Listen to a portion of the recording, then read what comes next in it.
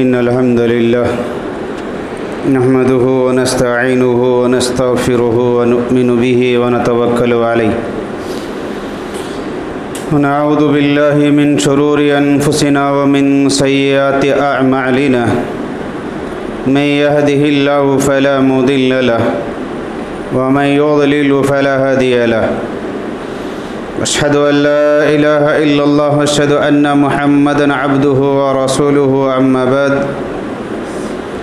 फ़इन्न अस्दक़ल हदीस किताबुल्लाह व खैरल हदी हदी मुहम्मदिन सल्लल्लाहु अलैहि वसल्लम व शर्रल उमूरि मुहदसातुहा कुल्लु मुहदसतिन बिदअह व कुल्लु बिदअतिन दलालह कुल्लु दलालतिन फिन्नार। फ़अऊज़ु बिल्लाहि मिनश शैतानिर रजीम बिस्मिल्लाहिर रहमानिर रहीम। या अय्युहल्लज़ीना आमनुत्तक़ुल्लाहा हक़्क़ तुक़ातिहि व ला तमूतुन्ना इल्ला व अंतुम मुस्लिमून। या अय्युहन्नासुत्तक़ू रब्बकुमुल्लज़ी ख़लक़कुम मिन नफ़्सिन वाहिदह व ख़लक़ मिन्हा ज़ौजहा व बस्स मिन्हुमा रिजालन कसीरन व निसाअ वत्तक़ुल्लाहल्लज़ी तसाअलूना बिही वल अर्हाम इन्नल्लाहा काना अलैकुम रक़ीबा। या अय्युहल्लज़ीना आमनुत्तक़ुल्लाहा व क़ूलू क़ौलन सदीदा युस्लिह लकुम अअमालकुम व यग़फ़िर लकुम ज़ुनूबकुम व मन युतिइल्लाहा व रसूलहु फ़क़द फ़ाज़ फ़ौज़न अज़ीमा। व क़ाल तआला फ़ी मौदिइन आख़र वल फ़ज्र व लयालिन अशर व क़ाल फ़ी मौदिइन आख़र इन्ना अअतैनाकल कौसर फ़सल्लि लिरब्बिक वन्हर इन्न शानियक हुवल अबतर। काबिल एहतराम मोहतरम बुज़ुर्गों, पर्दानशीन ख़वातीन इस्लाम, मुख्तसर सी हम्दो सना के बाद तमाम तारीफ़ें उसी अल्लाह रब्बुल आलमीन के लिए सदाबार हैं जो अल्लाह रब्बुल आलमीन मेरा और आपका सारी दुनिया का खालिक और मालिक और राज़िक है। बदहु लाखो दर्दो सलाम व जनाब आका मोहम्मद रसूलुल्लाह सल्लल्लाहु अलैहि वसल्लम पर, जिन्होंने अल्लाह तबारक व तआला के दीन और उसके अहकाम को उसके बंदों तक पहुँचाया है। तरम बुज़ुर्गों, खुतबा-ए मसनूना में मैंने सूरतुल फ़ज्र की इब्तिदाई एक आयत और सूरतुल कौसर को पढ़ा। ये दोनों की रोशनी में इंशाअल्लाह मैं आज जुमा के खुतबे का मौजू बनाकर आपसे गुफ्तगू करूँगा। अल्लाह रब्बुल आलमीन से दुआ है कि परवरदिगार मुझे और आपको दीन के अहकामात को सही तरीक़े से समझने और उस पर अमल करने की तौफ़ीक बख्शे। मुअज़्ज़ज़ हाज़िरीन जुमा, मैं और आप जिस महीने में दाखिल हो चुके हैं और जिन अयाम से हम गुज़रते हैं, ये अशरे ज़िलहज्जा के इब्तिदाई अयाम हैं। ये अशरे ज़िलहज्जा के इब्तिदाई 10 जो दिन हैं, अल्लाह तबारक व तआला सूरतुल फ़ज्र में इन आयात की, इन दिनों की कसम खा करके अल्लाह रब्बुल आलमीन ने इसकी फ़जीलत और इसकी अहमियत को वादे किया। मुहतरम भाइयों, ये अल्लाह रब्बुल आलमीन का फ़ज़ल और उसका करम और उसका एहसान है कि अल्लाह तबारक व तआला ने एक और बार मुझे और आपको सारे ज़माने के अफ़ज़ल जो अय्याम हैं उन अय्याम में दाखिल कराया, दाखिल होने की तौफ़ीक दी। सारी दुनिया का खालिक अल्लाह तबारक व तआला है। चाँद और सूरज का मालिक भी अल्लाह तबारक व तआला है और ये दिन और रात का मालिक भी अल्लाह ताला है। वो अल्लाह रब्बुल आलमीन हर चीज़ पर क़ुदरत रखने वाला है। इन्नल्लाह अला कुल्लि शैइन क़दीर। वो जिसे चाहे इज़्ज़तों से नवाजता है और जिसे चाहे वो ज़िल्लतों में दाखिल करा देता है। किसी दिन को फ़ौक़ियत देना, किसी दिन को अफजल करार देना, किसी रात को, किसी दिन को, किसी महीने को, किसी लम्हे को, ये सब अल्लाह तबारक व तआला के कुदरत में है। अल्लाह जिसे चाहता है वो अफजल करार उसे देता है। ऐसे ही हम देखते हैं कि शरीयत के निगाह में अल्लाह तबारक व तआला बाज़ महीनों पर फ़ौक़ियत दिया है और कहा कि अल्लाह रब्बुल आलमीन के नज़दीक 12 महीने गिनती के एतबार से हैं और उनमें 4 महीने अल्लाह तबारक व तआला के नज़दीक मुहतरम हैं, ये करार दिया है। और उन्हीं महीनों में एक ज़िलक़अदा, ज़िलहिज्जा और मुहर्रम का महीना है जो लगातार 3 महीने आते हैं और उनमें से ज़िलहिज्जा के महीने में मैं और आप दाखिल हो चुके हैं। गालिबन इसका 3रा दिन चल रहा है। मेरे भाइयों, अल्लाह के नबी रसूलुल्लाह सल्लल्लाहु अलैहि वसल्लम ने भी इन दिनों की अज़ीमत को बयान करते हुए कहा। एक सहाबी रसूल सल्लल्लाहु अलैहि वसल्लम आए और अल्लाह के नबी से पूछे तो प्यारे नबी सल्लल्लाहु अलैहि वसल्लम ने कहा, ज़िलहिज्जा के ये इब्तिदाई 10 जो दिन हैं, ये दिन में किए जाने वाले आमाल सारे साल के जितने भी दिन हैं उन दिनों में किए जाने वाले आमाल में अफजल आमाल वो होंगे जो ये 10 दिनों के अंदर किए जाएंगे। हम दूसरे महीने के अंदर भी नेकियां करते हैं, दूसरे दिनों में भी नेकियां करते हैं, वो तमाम नेकियों के मुकाबले में ये अशरे ज़िलहिज्जा के 10 इब्तिदाई जो दिन हैं, ये दिनों में किए जाने वाले नेकियां अल्लाह के नज़दीक बड़े ही मोहतरम नेकियां हैं और ये नेकियों की बहुत ज़्यादा अफजलियत और फजीलत है। यहाँ तक कि सहाबा इकराम ने अल्लाह के नबी सल्लल्लाहु अलैहि वसल्लम से पूछा, है अल्लाह के नबी सल्लल्लाहु अलैहि वसल्लम, क्या ये इब्तिदाई 10 दिनों में जो अशरे ज़िलहिज्जा के हैं, इन दिनों में किए जाने वाले नेकियों का अजर, नेकियों का सवाब क्या जिहाद से भी बढ़ कर के है? अल्लाह के नबी सल्लल्लाहु अलैहि वसल्लम ने कहा कि हाँ, इन महीनों में, इन दिनों में किए जाने वाले नेकियां जिहाद से भी अफजल करार दिए। हाँ, उस आदमी के, उस मुजाहिद के उस जिहाद से अफजल नहीं हो सकते कि एक आदमी अल्लाह के राह में अपने जान को भी लगाया, अपने माल को भी लगाया, फिर वह आदमी अल्लाह के राह में शहीद हो गया तो उसका मर्तबा और मुकाम अलग रहेगा। उसके अलावा अल्लाह के नबी सल्लल्लाहु अलैहि वसल्लम ने ये 10 दिनों को बड़े ही अफजल करार दिया और इन दिनों में किए जाने वाले नेकियां बहुत ही अफजल नेकियां करार दिया। इसलिए मुझे और आपको चाहिए कि हमेशा मोमिन बंदे को ये चाहिए कि हर हाल में, उसके दिन में, रात में, हर घड़ी, हर लम्हा नेकियों में गुजारने की कोशिश करे, ज़्यादा से ज़्यादा नेकियां करे। ख़ास करके ये जो 10 दिन हैं, ये 10 दिन में किए जाने वाले नेकियों की बहुत बड़ी अहमियत। आइए हम देखते हैं कि ये 10 इब्तिदाई जो दिन हैं अशरे ज़िलहिज्जा के, इसमें क्या वो आमाल हैं, क्या वो खुसूसियात हैं जिसकी वजह से अल्लाह रब्बुल आलमीन ने इसमें किए जाने वाले आमाल को सारे साल के आमाल में अफजल करार दिया। उसकी बहुत सारी खुसूसियात हैं। सबसे पहले एक ये चीज़ कि अल्लाह की कुदरत है, ये अल्लाह की मर्ज़ी है, ये अल्लाह रब्बुल आलमीन जिसे चाहे फ़ौक़ियत देता है, अफजलियत देता है। जैसा कि हम देखते हैं कि शरीयत के अंदर बाज़ महीनों को बाज़ महीनों पर अफजलियत करार दिया। रमज़ान का महीना उसकी फजीलत और अहमियत अलग है, शाबान का महीना उसकी फजीलत और उसकी अहमियत अलग है। ये महीनों के एतबार से है, दिनों के एतबार से। अल्लाह के नबी सल्लल्लाहु अलैहि वसल्लम ने कहा कि हफ्ते के जो 7 दिन हुआ करते हैं, ये 7 दिनों में जुमा का दिन जो है ना, उसकी फजीलत अलग है, उसकी अहमियत अलग है। जुमा की फजीलत और अहमियत को करार दिया।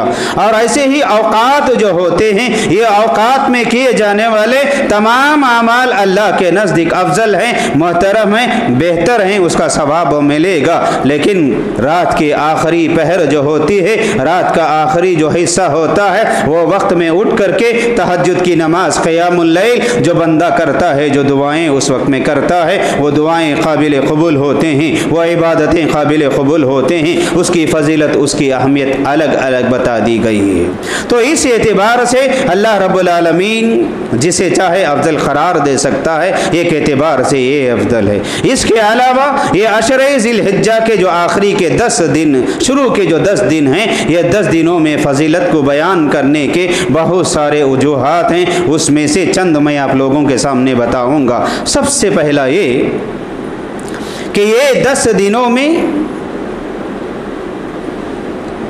ईद उल अज़हा, कुर्बानी का एक दिन आता है। कुर्बानी का दिन इसी 10 दिनों में आता है। इसकी वजह से इसकी अहमियत और इसकी फजीलत को अल्लाह रब्बुल आलमीन ने अहमियत वाला करार दिया है। इसे यौमुन नहर कहते हैं, कुर्बानी करने वाला दिन। अल्लाह के नबी सल्लल्लाहु अलैहि वसल्लम ने फरमाया ये 10 दिनों में आखिरी जो दिन होगा वो यौमुन नहर होगा, कुर्बानी का दिन होगा। उस दिन किए जाने वाले आमाल में, नेकियों में अल्लाह के नज़दीक सबसे ज़्यादा अफजल अमल, अफजल नेकी जो अल्लाह को काबिल कबूल है वो अल्लाह के नाम पर जानवर को ज़बा करना, जानवर को कुर्बानी करना। ये दिन आकर के ये 10 दिनों में है, इसकी एतबार से इसकी अहमियत और इसकी फजीलत है। दूसरा, इसके अलावा इन्हीं 10 दिनों के अंदर एक दिन है, उसे कहते हैं यौम अरफा, अरफा का दिन है।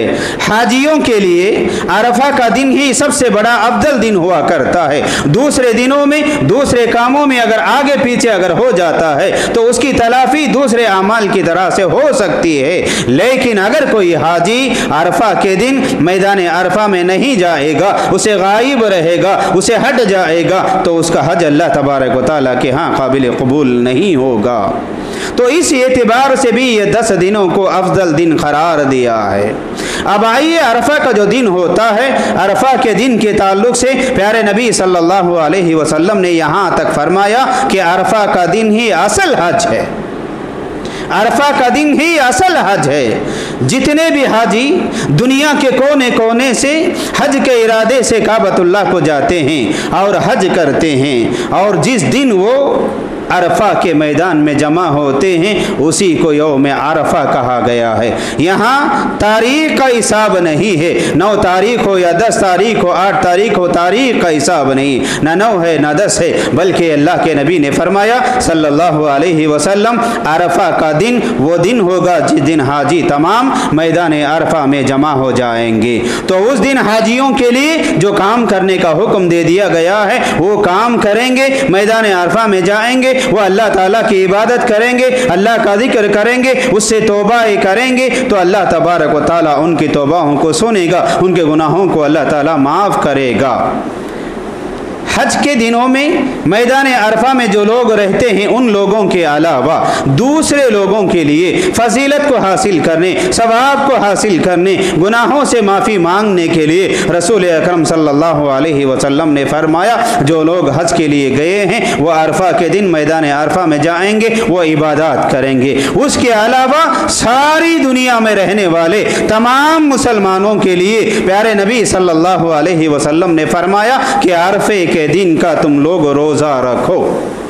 अरफे के दिन का रोज़ा रखने का हुक्म दिया रसूल अकरम सल्लल्लाहु अलैहि वसल्लम ने, और उसकी फजीलत को भी बयान फरमाया। अगर उस दिन का रोज़ा अल्लाह के यहाँ काबिल कबूल हो जाएगा, अल्लाह रब्बुल आलमीन उसे शर्फ़ कबूलियत से नवाजेगा, तो उसकी फजीलत, उसका सवाब उससे 1 साल पहले के और 1 साल बाद के गुनाह अल्लाह तबारक व तआला माफ़ कर देगा।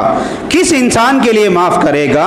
जो बंदा जिस दिन हाजी मैदान अरफा में रहेंगे उस दिन गैर हाजी तमाम लोग रोज़ा रखेंगे, वही यौम अरफा कहलाएगा। हम में से बहुत सारे लोग 9 तारीख को अरफा समझते हैं, 9वें दिन को अरफा समझ करके वहाँ हाजी और रहने वाले वो लोग अरफा में शामिल हो जाते हैं, लेकिन गैर हाजी जो होते हैं वो दिनों का हिसाब लगा करके एक दिन बाद में आकर के रोज़ा रखने की कोशिश करते हैं। मेरे भाइयों, ज़रा सोचने की बात है, समझने की बात है। अल्लाह के नबी सल्लल्लाहु अलैहि वसल्लम ने फरमाया जिस दिन हाजी लोग मैदान अरफा में जमा होंगे वही अरफा का दिन होगा, और उसी दिन हाजियों के अलावा जितने भी लोग गैर हाजी होंगे वो तमाम लोग अरफा का रोज़ा रखेंगे। वही काबिल कबूल है, वही अल्लाह रब्बुल आलमीन के नज़दीक पसंदीदा है। तारीख़ का मतलब यहाँ नहीं है, तारीख़ को नहीं गिनाया है, बल्कि ये वाज़े तौर पर बता दिया गया कि जिस दिन हाजी मैदान अरफा में रहेंगे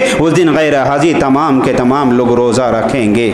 मैं और आप हमारे गलतियों की वजह से या दूसरे लोगों की बातों को सुन करके गलत समझने की वजह से हम लोग गलतियों के अंदर शामिल हो जाते हैं। मेरे भाइयों, देखो अल्लाह के नबी सल्लल्लाहु अलैहि वसल्लम ने फरमाया जिस दिन हाजी मैदान अरफा में रहेंगे उस दिन तुम लोग भी रोज़ा रखो। हम लोग क्या करते हैं, जिस दिन अल्लाह के नबी सल्लल्लाहु अलैहि वसल्लम रोज़ा रखने का हुक्म दिया है उस दिन रोज़ा नहीं रखते हैं, उस दिन खाने पीने में गुजार देते हैं। और दूसरा दिन जो 10वां दिन होता है वो ईद का दिन करार दिया, उस दिन खाने पीने का हुक्म दिया, जानवरों को ज़बह करने का हुक्म दिया, खुशियाँ मनाने का हुक्म दिया। वहाँ लोग हाजी लोग कुर्बानी में रहेंगे, खाने पीने में रहेंगे, अय्याम हज के अरकान को अदा करने में रहेंगे। उस दिन हम लोग यहाँ पर रोज़ा रखेंगे, यानी ये शरीयत के ख़िलाफ़ नज़र आता है। जिस दिन अल्लाह के नबी ने रोज़ा रखने का हुक्म दिया उस दिन हम लोग रोज़ा नहीं रखते हैं, बल्कि खाने पीने में ऐशो आराम में गुजारते हैं। और जिस दिन ऐशो आराम करने का, खाने पीने का, खुशियाँ मनाने का हुक्म दिया उस दिन आकर के रोज़ा रखने की कोशिश करते हैं। मेरे भाइयों, ज़रा सोचने की कोशिश करें, समझने की कोशिश करें। वाज़े तौर पर अल्लाह के नबी सल्लल्लाहु अलैहि वसल्लम ने फरमाया, अरफा का जो दिन होगा वही हाजियों के लिए हज का दिन भी होगा। उसी के दिन की फजीलत और उसी के दिन की अहमियत बताई गई है। तो लिहाजा हाजी लोग इस साल इंशाअल्लाह जुमेरात का जो दिन होगा वो अरफे का दिन होगा। उसी दिन हाजी तमाम मैदान अरफा में जमा होंगे, वो नेकियां करेंगे, वो अमाल करेंगे, वो अल्लाह ताला से दुआएं करेंगे। जुमेरात का दिन जो होगा वो 9 ज़िलहिज्जा होगा, यौम अरफा होगा। हाजी तमाम मैदान अरफा में रहेंगे। उसी दिन गैर हाजी तमाम आकर के रोज़ा रखेंगे। यही अरफे के दिन का रोज़ा कहलाएगा। इसलिए मेरे भाइयों, शरीयत को सही तरह से समझने की कोशिश करें और सही तरीक़े से अमल करें, क्योंकि अल्लाह के यहाँ काबिल क़बूल वही अमल होगा जो अमल रसूल अकरम सल्लल्लाहु अलैहि वसल्लम ने जैसा बताया है वैसे ही किया जाए, और जितना बताया है उतना ही किया जाए, तो वह अमल अल्लाह तबारक व तआला के यहाँ काबिल क़बूल होगा। वरना वो अमल साले नहीं कहलाएगा। अमल कहलाएगा लेकिन वो अमल साले नहीं कहलाएगा। किसी भी अमल को अमल साले करार देने के लिए, अल्लाह के यहाँ काबिल क़बूल होने के लिए ये शर्तें हैं। अल्लाह के नबी ने जैसा किया वैसे ही किया जाए, और जितना किया है उतना ही किया जाए, उससे हट करके नहीं है। तो इसलिए मेरे भाइयों, तमाम ये कोशिश करें कि जिस दिन हाजी मैदान अरफा में रहेंगे उस दिन अरफा का रोज़ा हम लोग रखेंगे। दूसरा दिन जो होगा वो दिन आकर के ईद का दिन होगा। इस एतबार से ये अशर ज़िलहिज्जा के जो 10 दिन हैं वो 10 दिनों में इसकी फजीलत को बयान की गई है।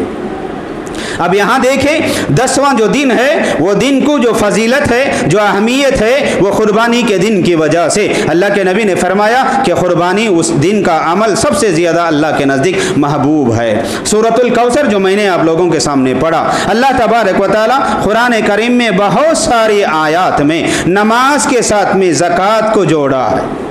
कुरान करीम के बहुत सारी आयात में अल्लाह तबारक व तआला नमाज के साथ में ज़कात को जोड़ा है, तो इससे ज़कात की अहमियत मालूम होती है। लेकिन ये सूरतुल जो कौसर है, यहाँ अल्लाह के नबी सल्लल्लाहु अलैहि वसल्लम को नमाज के साथ साथ में कुर्बानी करने के हुक्म को जोड़ करके नमाज के साथ कुर्बानी को जोड़ा, और अल्लाह ने कहा फसल्लि लिरब्बिका वन्हर, ऐ नबी सल्लल्लाहु अलैहि वसल्लम आप अल्लाह के लिए नमाज पढ़िए और नमाज के साथ साथ में कुर्बानी कीजिए। कुर्बानी भी नेकी है, कुर्बानी भी अफजल अमल है। हर वो बंदा जो ताकत रखता है कुर्बानी करने की, हर बंदा जो ताकत रखता है कुर्बानी करने की, उसे चाहिए कि वो बंदा कुर्बानी करे। मेरे और आपके जहनों के अंदर लोगों ने बहुत सारी गलत बातें जहने के अंदर डाल दी है। शरीयत की निगाह में सारे ख़ानदान वालों की तरफ से, सारे फैमिली की तरफ से, अगर एक घर में एक चूल्हा जला करके खाने वाले जॉइंट फैमिली है, सारे लोग मिल करके अगर उसके अंदर रहते हैं, तो सारे लोगों की तरफ से एक जानवर का कुर्बानी करना काफ़ी है। अगर सारे लोग मिल करके एक जानवर को कुर्बानी नहीं कर सकते हैं, तो एक जानवर के अंदर एक हिस्सा भी ले लिया जाए, एक हिस्सा ही सब लोगों की तरफ से काफ़ी हो जाता है।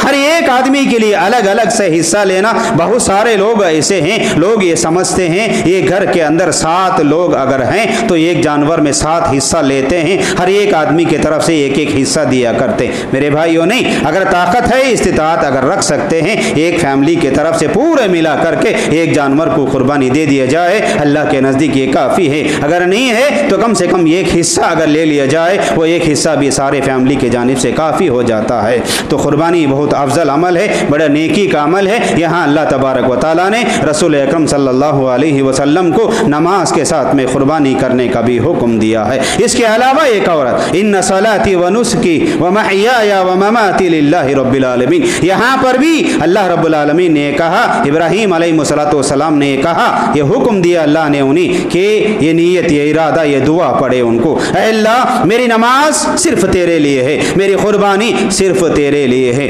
कुर्बानी के ताल्लुक से मेरे भाइयों, ये गलत फहमी के अंदर हम लोग मुब्तला हैं, बल्कि गलत फहमी में नहीं, ये गलत काम हम लोग ये करते हैं। हम कुर्बानी का जो जानवर ला करके अल्लाह के राह में कुर्बानी करते हैं, वो कुर्बानी करने के लिए इरादा, नीयत खालिस हो, अल्लाह के लिए करना है। बहुत सारे लोगों को देखते हैं कि वो बड़ा से बड़ा जानवर खरीदते हैं, एक दूसरे पर फख्र करने लगते हैं। हमारे पड़ोस में रहने वाला 50,000 का जानवर लाया है तो हम 70,000 का ले आएंगे, अगर वह 70 का लाया है तो हम 80 का लेकर आए, अगर वह 80 का लाया है तो हम 1 लाख का लेकर आएंगे। अब वो जानवरों को लाने के बाद गली कोचों के अंदर उसे घुमा करके ले करके फिरते हैं। मेरे भाइयों, इसके अंदर शिर्क का शायबा होता है। शिर्क का शायबा जिस अमल के अंदर आ जाता है, वो अमल फिर अल्लाह के यहाँ काबिल कबूल नहीं होता है। रसूल अकरम सल्लल्लाहु अलैहि वसल्लम ने कहा, मेरी उम्मत के लोगों के आमाल में मुझे सबसे बड़ा डर जो है, मुझे सबसे बड़ा खौफ जो है, वो शिर्क का खौफ है। शिर्क का मुझे डर है कि लोग आमाल करेंगे, नेकियां करेंगे, बड़े बड़े अमल करेंगे, बड़े बड़े नेकियां करेंगे, लेकिन वो रियाकारी उनके दिलों के अंदर दाखिल हो जाएगी। ये अमल को छोड़िए, ये आदतों को छोड़िए कि जानवर को लेकर के आने के बाद उसके गले में फूल का हार डाल करके बच्चों के हाथों में दे करके सारे गलियों में, सारे मोहल्लों में फिर आते हैं, और फिर आते वक्त में देखने वाले लोग जब उससे पूछते हैं तो फ़ख्र के साथ में कहते हैं इतने लाख लाख रुपयों का जानवर है। मेरे भाइयों, अल्लाह के यहाँ जो भी नेकी होगी, वो नेकी चाहे छोटी हो या बड़ी हो, इखलास की बुनियाद पर कबूल होगी। अल्लाह रब्बुल आलमीन ने कहा, लन यनालल्लाहु लुहूमहा वला दिमामुहा वलाकिन यनालु तक़वा मिनकुम। अल्लाह तबारक व तआला ये नहीं देखता है कि तुमने जो जानवर ज़बा किया है वो कितने लाख रुपयों का है, कितने किलो का जानवर है, बल्कि अल्लाह ताला ये देखना चाहता है जो जानवर तुम अल्लाह के राह में कुर्बानी कर रहे हैं, वो जानवर आकर के वो कुर्बानी करते वक्त में तुम्हारा इरादा क्या है, तुम्हारी नीयत क्या है। अल्लाह ताला इखलास नीयत को जानता है। नीयतों को साफ रखो। ये यकीनी बात है कि जो जानवर अल्लाह के राह में कुर्बानी दी जाएगी वो जानवर सेहतमंद हो, ऐब से पाक हो, अच्छा जानवर हो, मोटा जानवर हो, इसकी ये कोशिश किया जाए। ऐबदार ना हो, ज़ईफ़ ना हो, कमज़ोर ना हो, लागिर ना हो, इसकी कोशिश किया जाए। ये हदीस में इसका हुक्म दिया गया है। लेकिन फ़ख्र के लिए, लोगों के अंदर नाम नमूद कमाने के लिए लाखों का जानवर ला कर के कुर्बानी करना, उसके अंदर रियाकारी नज़र आती है। अगर रियाकारी नहीं है, चाहे कितना भी बड़ा क्यों ना हो मेरे भाई, वो अल्लाह के यहाँ काबिल कबूल होगा। इसलिए अशरे ज़िलहिज्जा में इसकी फ़जीलत, इसकी अहमियत आई है। उम्मे सलमा रदी अल्लाह अन्हा रसूल अकरम सल्लल्लाहु अलैहि वसल्लम से रिवायत करते हैं कि 10 दिनों में किए जाने वाले आमाल अल्लाह के यहाँ बहुत ज़्यादा अजीमत वाले हैं, सवाब वाले हैं। इसलिए मेरे भाइयों, 1-2 दिन जो गुजर चुके, गालिबन 3 दिन, तीसरा दिन है, गुजर चुके हैं। ये जो दिन गए वो गाफिल में गए, गफलत में गए। अब जो आने वाले दिन हैं, ये दिनों में मेरे भाइयों ज़्यादा से ज़्यादा नेकियां करने की कोशिश करें। नेकियों में हर नमाज को मस्जिद में जा करके जमात के साथ में अदा करने की कोशिश करे। उसे आगे पीछे के जो सुन्नतें होते हैं, ये सुन्नतों को पाबंदी से पढ़ने की कोशिश करे और तकबीरात को बुलंद करे, अल्लाह की तस्बीह बयान करे, अल्लाह की किब्रियाई को बयान करे, सदका और खैरात करे। जो भी अमल अल्लाह के यहाँ, अल्लाह के नबी सल्लल्लाहु अलैहि वसल्लम करने का हुक्म दिया है, वो तमाम अमाल को नेकी समझ करके अमल कर लिया जाए। मेरे हाल मेरे भाइयों, बताना मेरा मकसद ये है, अशरे ज़िलहिज्जा के इब्तिदाई दिनों में मैं और आप दाखिल हो चुके हैं। हर बंदा ये कोशिश करे कि ज़्यादा से ज़्यादा नेकियां करे, क्योंकि ये नेकियां अल्लाह के यहाँ काबिल कबूल हैं। बल्कि सारे साल के दिनों में, तमाम दिनों में अफजल दिन है, अफजल अयाम हैं। इन दिनों में ज़्यादा से ज़्यादा नेकियां करने की कोशिश करे और हर नेकी को ये सोच करके, ये समझ करके, ये जान करके करे कि अल्लाह के नबी सल्लल्लाहु अलैहि वसल्लम ने जितना किया है उतना ही किया जाए, और जैसे किया है वैसे ही किया जाए,